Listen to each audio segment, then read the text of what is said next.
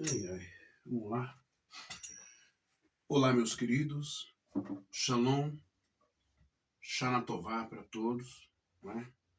Uma semana de bênçãos a todos aqueles que creem no Senhor, também os que não creem, mas que trabalham, são honestos, são justos e verdadeiros e que amam o próximo. Você já parou para pensar que a sua mente pode ter sido sequestrada? Mas como assim? É sequestrada. Você sabia que a minha mente, o meu pensar, o meu raciocinar, não é? No campo da filosofia, é muito importante isso, porque a mente é o núcleo central dos pensamentos, dos inquirimentos, inquirir, perscrutar, não é? Raciocinar, pensar. Penso, logo existo. Se você existe, a sua existência, o seu ser, a sua parte intrínseca, não é? Está comprometida, está saudável ou está comprometida no sentido negativo da palavra. Você está doente mentalmente no campo espiritual? Como que a religião pode ter afetado o seu modo de pensar, ver, ouvir, agir e falar e tomar decisões na vida? Talvez você nunca parou para pensar sobre isso, mas o direito que você tem de viver, de pensar, de ver, ouvir e falar, de escolher, tomar decisões, pode ter sido terceirizado por terceiros. O Senhor, Deus, o Criador, te fez um ser pensante, um ser inteligente, um ser lindo, bonito, para poder viver essa vida aqui nesse mundo. Mas outros seres pensantes, não é? Resolveram então entrar na sua mente através de homilias, de pregações, eloquências, não é? Discursos, falas bonitas, tendenciosas e também tentadoras, porque eles conseguem mexer com o seu ego, ou com a sua vaidade, ou com os seus desejos. Você já parou para pensar que talvez uma organização ou uma instituição e até mesmo um partido político esteja pensando por você, decidindo por você o que você pode e o que você não pode? Hã? Já parou para pensar nisso? Por isso, eu começo esta live de hoje falando sobre cauterização mental. Ou seja, queimaram a parte mais nobre que você tem dentro de você, dentro do seu cérebro. Queimaram, não é? E não foi uma queima para a cura, não foi uma queima para eliminar bactérias e infecções como se fazia na Idade Média, ou lá no Egito, na Roma, na Grécia, nós vamos falar sobre isso. Cauterizar, você sabe o que é? Hum? Já parou para pensar que a sua mente pode estar cauterizada? Hã? E as partes saudáveis, não é? As células saudáveis, os neurônios saudáveis, atingiram o seu ser interior?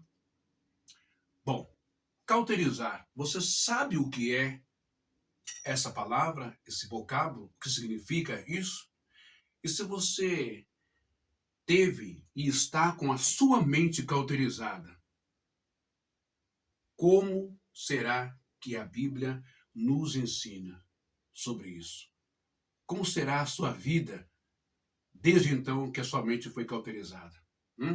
A Bíblia nos ensina, não é? Quando o apóstolo Paulo, o Rabino Shaul, ele vai escrever a sua primeira epístola, em grego, carta, para o seu discípulo Timóteo, não é? No capítulo 4 e versículo 2, o apóstolo Paulo ele vai escrever exatamente assim. Prestem bem atenção. Não é? Em hipocrisei, pseudologon, que cautérias, menon teni tenidion sidenei desin, ou sinei desin. O que quer dizer isso? Paulo está dizendo, olha só, pela hipocrisia de homens mentirosos, tendo a própria consciência cauterizada. Ou seja, pela hipocrisia, pela falsa religiosidade, né? Por tudo aquilo que lhes convinha à sua carne, às suas emoções, aos seus desejos. Roubar tá tudo certo, adulterar tá tudo certo, trair tá tudo certo, promiscuidade, prostituição tá tudo certo, não é?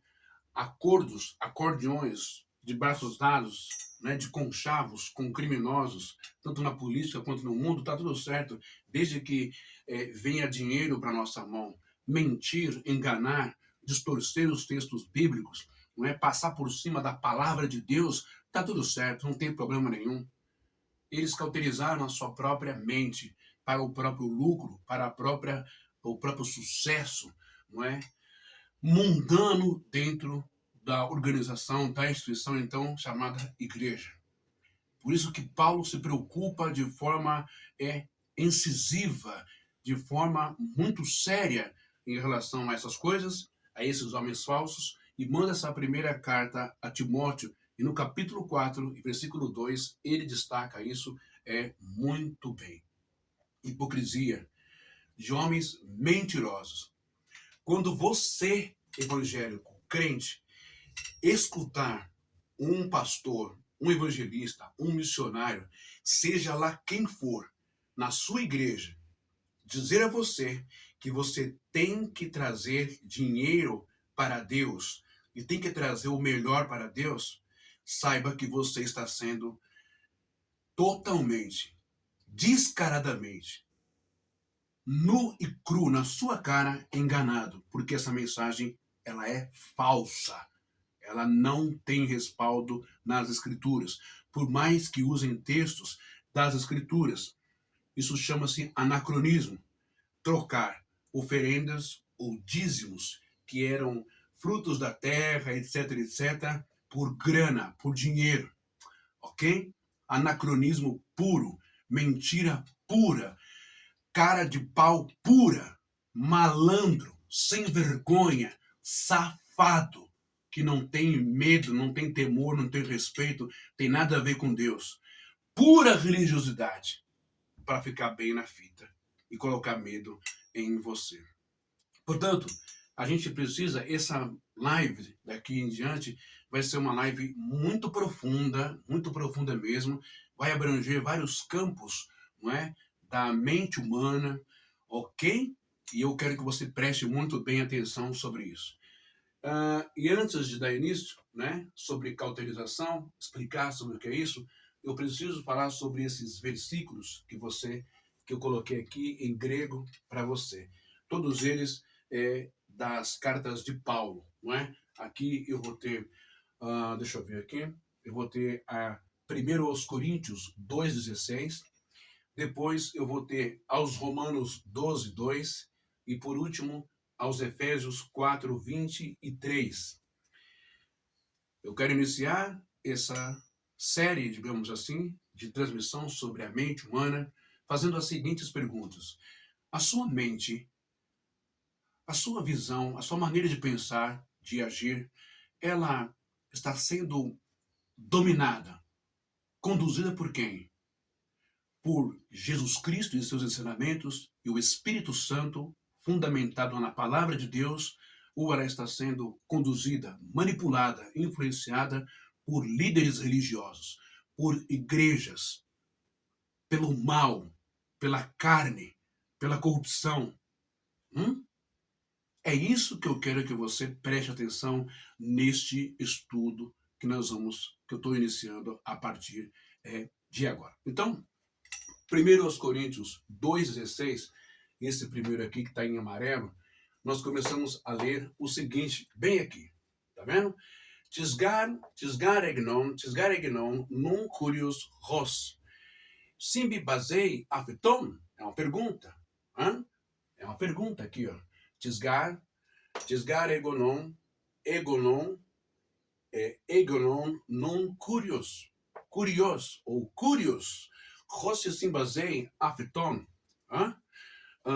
reméis de num, Cristo,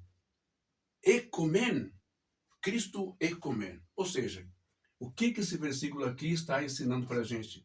Paulo, 1 Coríntios 2,16, pois quem conheceu a mente do Senhor, que o possa instruir? Nós, porém, temos a mente de Cristo. Com base nessa fala de Paulo, eu quero perguntar para você, a sua mente, sua mentalidade, seus pensamentos, seus desejos, suas vontades, não é? Você que se entregou a Yeshua, que passou pela transformação, se alguém está em Cristo, nova criatura é, as coisas velhas já se passaram, beleza? Você que se autoproclama cristão ou evangélico, que é seguidor de Jesus Cristo e da Bíblia Sagrada, a sua mente é de quem? Ela é de Cristo ou ela é da organização, da instituição religiosa? A sua mente ela é de Cristo ou ela é da sua igreja? Ou ela é do estatuto, das normas, dos usos e costumes, do regulamento interno, do que o seu missionário, o seu pastor, o seu ancião coloca na tua cabeça? Você segue a Cristo ou você segue as doutrinas da sua igreja? Você segue a Cristo ou você segue o que eles colocam como lei, sobrepujando,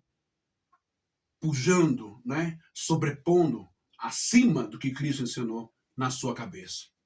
Olha, que coisa interessante, não é? A sua mente é a mente de Cristo ou ela é a mente de um partido político? Sua mente é a mente de Cristo ou é a mente do mundão?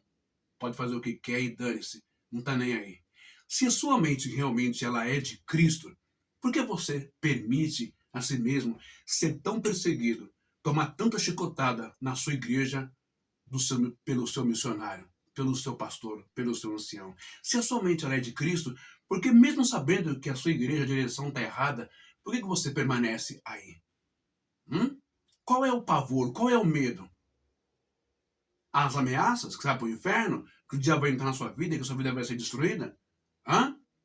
Se a sua mente ela é de Cristo, por que você está odiando o outro, desejando a morte do outro, não é? Batendo palma para cristãos que se desviaram do evangelho, da mente de Cristo e se entregaram a uma mente política, naturalizando, normalizando ataques, racismos, homofobia, xenofobia, contra o pobre, contra as obras sociais, contra isso, contra aquilo. A sua mente realmente ela é de Cristo? Você tem certeza nisso? Segundo o versículo, antes de entrarmos em cauterização. Nós temos aqui Romanos 12:2, que vai nos dizer exatamente assim, não é? Caimes sussurre matis este to aione, tu to nos eis to dogmazen humas titon te, ou teo, e matuteo tou agaton kai, eu areton kai, aqui ó, kai, não é? Kai teleion. O que Paulo está dizendo aqui também? Ele está dizendo assim, e não vos conformeis com este século. Já no tempo dele, ele dizia, não vos conformeis com este século, porque já no tempo dele havia pilantras, malandros, vagabundos, não é? Lixos teológicos, safados, ok? Não vos conformeis com este século, mas transformai-vos pela renovação do quê? Da vossa mente. Não é só a renovação, né? Que isso é uma furada. Não é só a renovação, né, do corpo físico. Não é só deixar de usar calça jeans, ou um short, ou uma camisa regata, ou deixar de pintar o cabelo, cortar o cabelo, e usar coque, e usar só saia comprida, deixar a mulher de se maquiar. Não é só esse besterol, esse estereótipo do corpo físico que vai descer na terra e vai apodrecer. Não é isso. A verdadeira renovação, santidade, conversão, está aqui dentro da mente, do espírito. É aqui que começa. É de dentro para fora. ok? Não vos conformeis com este século. Se tem uma coisa que a igreja hoje, que se diz cristã brasileira ou evangélica, ela mais fez na vida dela, foi desconverter-se de dentro para fora. Foi se conformar com a pilantragem, com as mentiras teologais de pastores e líderes safados que se entregaram de corpo e alma para as teologias da prosperidade de origem norte-americana. Ok? Não se conformar, né? Mas transformai-vos pela renovação da vossa mente, do vosso coração, da vossa alma, do vosso espírito. Não é do corpo, não, gente. Né? Não é do corpo. Não adianta colocar kippah, talite, não adianta colocar véu, não adianta colocar saia comprida, não adianta colocar trajes, né, padronizados de uma instituição, não adianta nada disso. Não adianta usar só terno e gravata, não adianta nada disso. Se a mente continua doente e se a mente piorou depois que entrou para um mundo religioso ou evangélico ou enfim, de qualquer outra religião. Se a pessoa piorou, né? Se a pessoa se tornou mais apática, mais bitolada, mais fanática, condena tudo a todo mundo, ok? Se desvinculou da mãe porque a mãe é católica, ou porque a mãe é da Umbanda, ou porque a mãe não vai na igreja, então ela é pecadora, ou ela é idólatra, ela é demoniada, ela é suja, ela é imunda. Cuidado com essas pregações. Muito cuidado. Muito cuidado. Houve um tempo aí, né, de uma instituição onde se pregavam, né, em ambientes fechados, que a mulher era sapa, que a mulher era imunda, não é? Que o homem era podre, era Joaquim, porque dormia com mulher, porque que não podia a mulher ou qualquer mulher sentar na cama, porque ela é imunda, porque ela menstrua. Cuidado com essas pregações tóxicas, de mentes doentes, de mentes que têm cunho lá no fundo totalmente não vou nem usar esse termo para não tomar um processo, sabe? Mas pessoas que têm misoginia, que odeiam o sexo feminino, que odeiam a mulher. Cuidado, vocês tomem muito cuidado com isso, não é? Cuidado com as pregações distorcidas das palavras de Deus ou do apóstolo Paulo, fora de contexto, para satisfazer um delírio religioso, uma péssima exegese, uma burrice, uma tolice religiosa. Eu não vou, não posso casar na igreja porque é pecado. Eu não posso comer bolo de aniversário porque é pecado. Eu não posso. Cuidado! Vocês tomem cuidado para vocês não se tornarem zumbis ou ETs do mundo, não é? Jesus atraía as pessoas, ele não expulsava as pessoas, ele atraía para si, ele afluía para si. Pensa nisso. Você atrai as pessoas com o seu testemunho ou você espanta as pessoas? Isso, eu não quero chegar perto dessa irmã, nem desse irmão chata. Só ela é a dona da verdade, não pode isso, não pode aquilo, não pode. Só ela é a santa, é a verdadeira, é a salva. Cuidado. Pensa bem como que está a sua mente, né? Cuidado, tá bom? Bom, muito bem.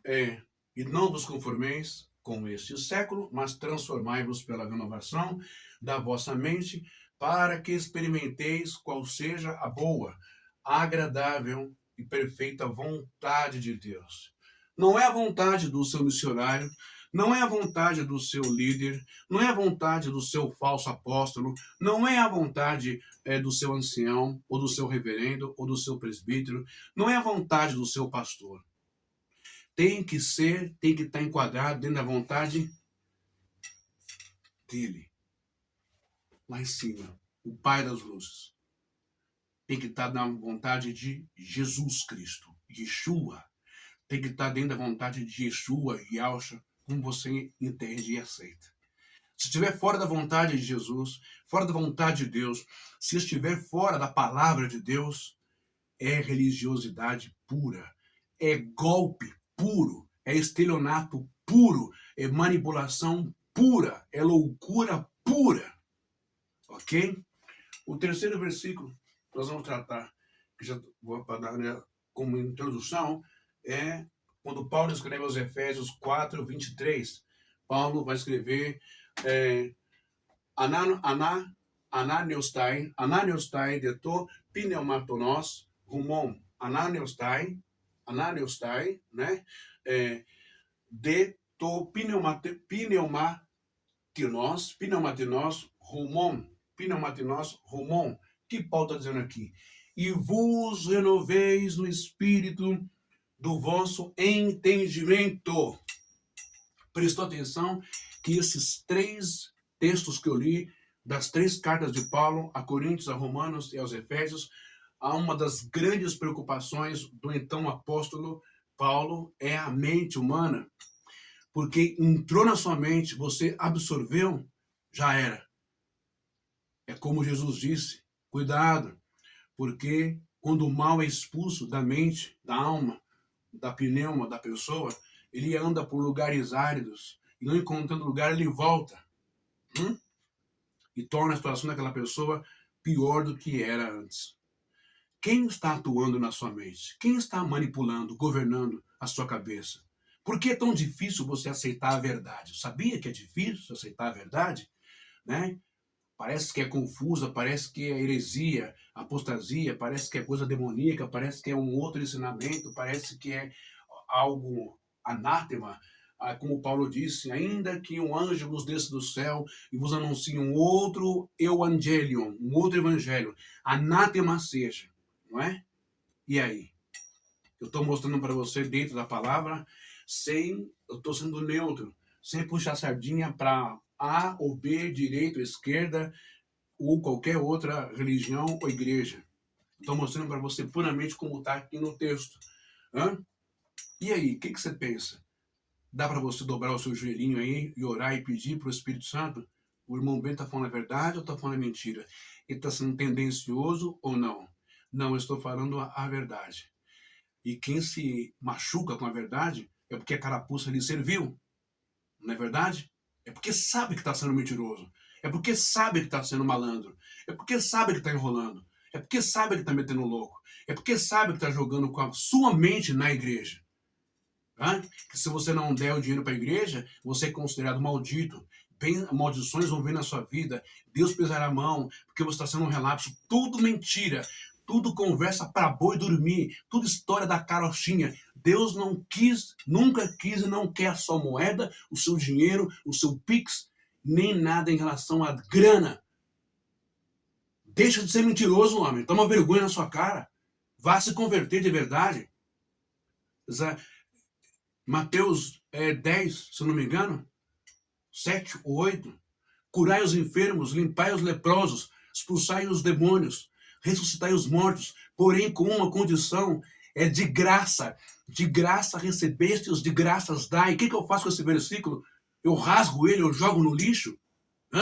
Por que continuam mentindo tanto, mentindo tanto, mentindo tanto? Se a instituição precisa de dinheiro, precisa de grana para pagar aluguel, para pagar água, para pagar luz, tá certo, tudo bem, sem problema. Então diga, chega assim para o povo, olha, nós precisamos desse valor para isso, para aquilo outro, mas não façam anacronismos. Não invertam textos, sabe? Não mintam para as pessoas dizendo que Deus quer o seu dinheiro, que você precisa dar. Seja realista. Mas que diferença faz? Não está pedindo dinheiro do mesmo jeito? Faz muita diferença. Porque você vai estar sendo fiel ao texto hebraico, ao texto bíblico, onde Deus não pede absolutamente nada em grana, nada em dinheiro. Não pede, irmão bem. Então por que no Novo Testamento, o Brit Hadashah, Yeshua senta no templo e observa uma viúva dando ali o seu tudo, que era uma moedinha, uma lepton, se eu não me engano, não é? E os fariseus observam quando ela cai no gasofilaço, faz barulho, blá, blá, blá. Era a única moedinha só, enquanto os outros colocavam várias moedas. Deixa eu te falar, isso daí aconteceu no exílio babilônico, quando os fariseus, ou sumos sacerdotes, ou sacerdotes do templo, aprenderam com os outros sacerdotes de outras religiões, né, dos medos e persas, aprenderam lá com eles que as divindades recebiam grana, recebiam dinheiro, além da colheita também dos dízimos, também era dado a essas entidades da Babilônia. E é por isso que tanto o Egito, quanto a Babilônia, quanto Roma e Grécia construíram grandes impérios, manipulando em nome de suas entidades a mente do povo. Vocês precisam dar, não é? A Jano, vocês precisam dar, não é? A Ísis, a Sete, vocês precisam dar aos deuses do Egito, aos deuses babilônicos, não é? Aos deuses suméricos, precisam trazer os frutos da terra e também em dracmas, também em ciclos de prata, ouro e cobre. Assim construíam os seus impérios, construíam seus palácios, suas pirâmides, construíam aí os palácios, o jardim babilônico. Então eles aprenderam isso quando ficaram exilados, quando ficaram escravos desses povos, e aí incorporaram isso aonde? No segundo templo, porque o primeiro foi destruído, ok? Nem a arca tinha mais lá. Não tinha mais a tal da Arca da Aliança no segundo templo, sabia disso? Era só uma arquitetura religiosa oca, sem a presença de Yahvé, sem a presença de Deus lá dentro. Não sabia disso? No tempo de Jesus não tinha nenhum Espírito lá dentro, nem Espírito Santo, nem nada lá. Nada, vezes nada, vezes nada. A Arca da Aliança não estava mais lá, que fora proibida por Deus. Então, meus queridos e meus amados irmãos, não é? Depois, no Concílio de Macon, ok? A Igreja Católica de Constantino, ela vai agora colocar uma doutrina, uma lei. Agora, para sustentar tudo isso daqui, os padres, também os bispos, os arcebispos, os cardeais, os príncipes delegados da igreja e o Papa, agora vocês têm que dar, grana, sabe? É grana mesmo, é dinheiro puro. Dinheiro, grana, terreno, patrimônio, o que você tiver. Daí vai nascer as indulgências papais, os terrenos no céu. E isso também, Martinho Lutero, tanto os outros que o seguiram, John Knox, John Hus, não é? Tantos outros protestantes trouxeram também trazer dinheiro para sustentar bispo, pastor, presbítero, quem quer que seja. Porque, na verdade, me parece que nenhuma dessas galeras aí querem levantar cedo com você e trabalhar. Nenhuma dessas galeras aí querem ter isso aqui, ó. Tá vendo? Mostra isso aqui para essa galera, para você ver se eles não saem correndo de medo. Isso aqui, para pastor, para missionário, para presbítero, para reverendo, para falso apóstolo, vagabundo, é pior do que o sangue de Jesus Cristo na cara deles. Eles tremem, eles correm, eles não conseguem nem ver isso aqui, ó. Entendeu? Por quê? Porque eles preferem meter o louco nos textos, fazendo anacronismo do hebraico, para você dar dinheiro para eles. Para você dar dinheiro para eles, eles têm que dizer que se você não der dinheiro para Deus, você vai para o inferno, que você está roubando a Deus. Tá entendendo? Mas não é só isso, não. Tem várias outras coisas, vários insights, vários ismos, né? Várias doutrinas demoníacas de homem, porque o homem é um demônio, não é? Que eles metem na sua cabeça, que se você não der, né? E várias outras coisas. Se você não andar assim, não vestir assim, não falar desse jeito, não falar assim, você vai para o inferno. Se você não vier no culto, você vai para o inferno. Tudo conversa para boi dormir, só para tomar o seu dinheiro e, principalmente, primeiro tem que tomar a sua mente, cauterizar a sua mente, queimar a sua mente.